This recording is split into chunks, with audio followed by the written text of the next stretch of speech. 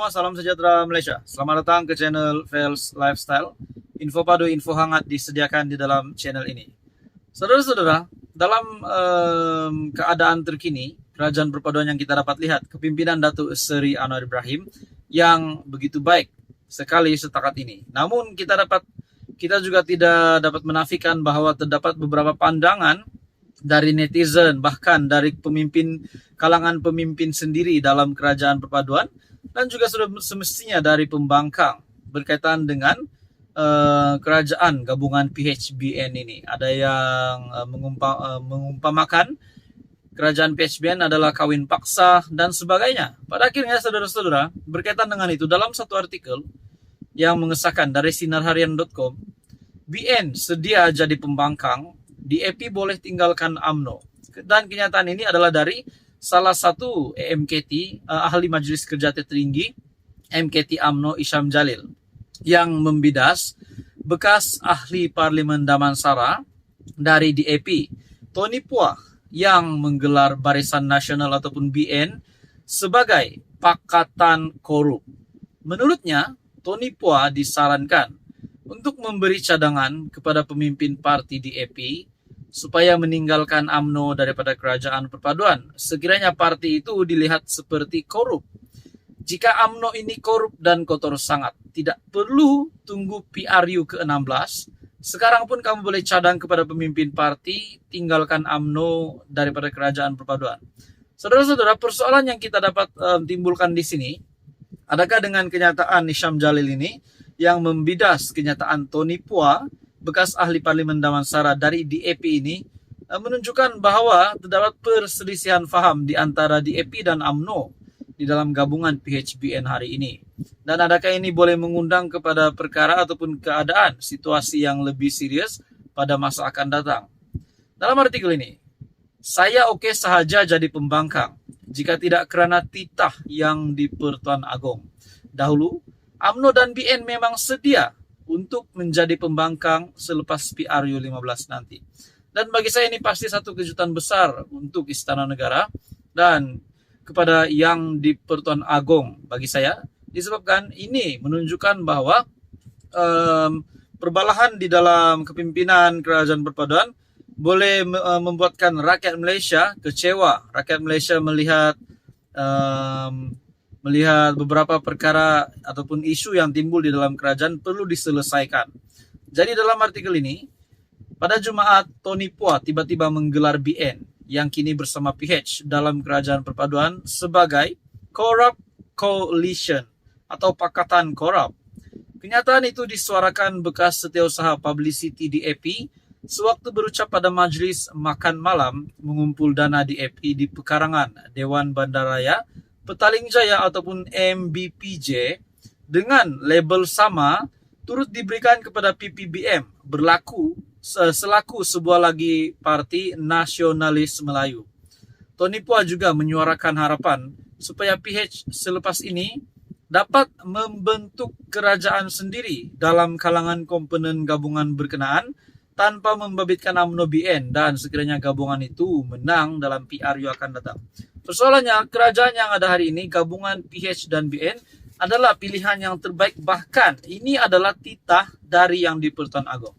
Adakah dengan ini, kenyataan dari pemimpin DAP ini mampu merosakkan hubungan yang baik di antara UMNO dan PH hari ini? Persoalannya, adakah UMNO yang sepatutnya keluar dari kerajaan perpaduan ataupun DAP yang keluar dari kerajaan perpaduan? Jadi itu semua hanya persoalan. Jadi saudara-saudara, apa komen Anda? Teruskan bersama di dalam channel ini untuk info yang seterusnya. Jangan lupa tekan butang like, share, dan subscribe. Halo semua, salam sejahtera Malaysia. Selamat datang ke channel Fels Lifestyle. Info padu, info hangat disediakan di dalam channel ini. Saudara-saudara, tuan-tuan dan puan-puan yang saya amat hormati sekalian. Seperti yang kita tahu, Tun Dr. Mahathir Mohamad dan PN yang kita dapat lihat semakin akrab. Bahkan melalui proklamasi Melayu, beberapa kepimpinan tertinggi PN pun bersama-sama dengan Tun Dr. Mahathir Mohamad. Namun, timbul persoalan.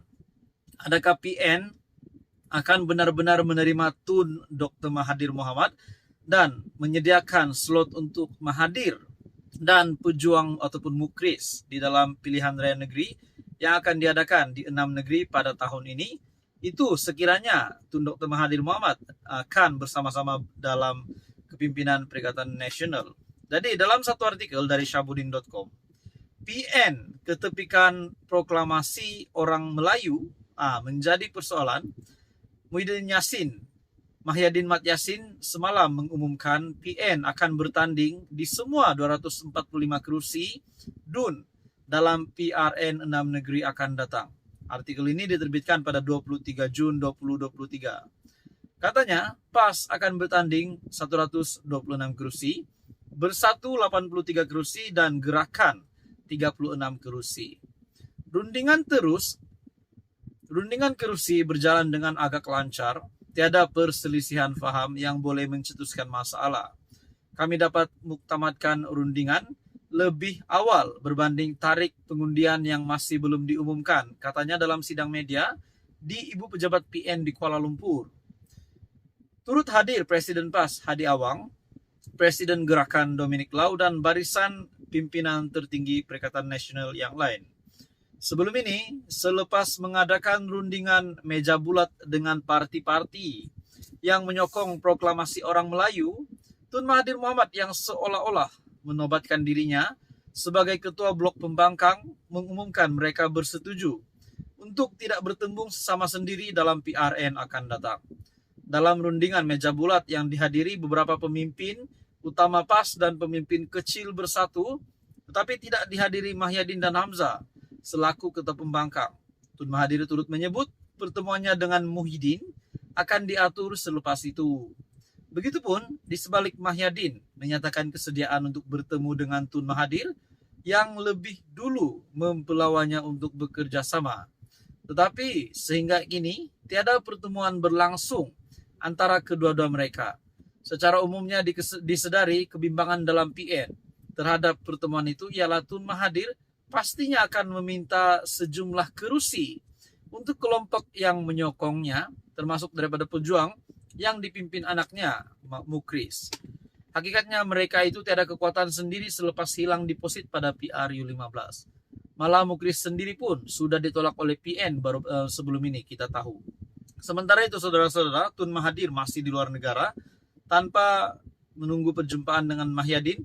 PN secara rasmi telah mengumumkan dan memuktamadkan pembahagian kursi untuk PRN pada akan datang. Jadi saudara-saudara, adakah ini signal daripada PN, daripada Muhyiddin Yassin bahwa mereka juga menolak Mahathir dan Mukris untuk menyertai pilihan raya negeri untuk memberikan kursi kepada Mahathir dan Mukris untuk bertanding pada PRN akan datang. Seperti yang kita tahu, dulu Mukris pun sudah ditolak oleh Perikatan Nasional. Walaupun kita tahu Mukris meminta supaya PN menerima pejuang untuk menjadi anggota komponen di dalam Perikatan Nasional, namun ditolak.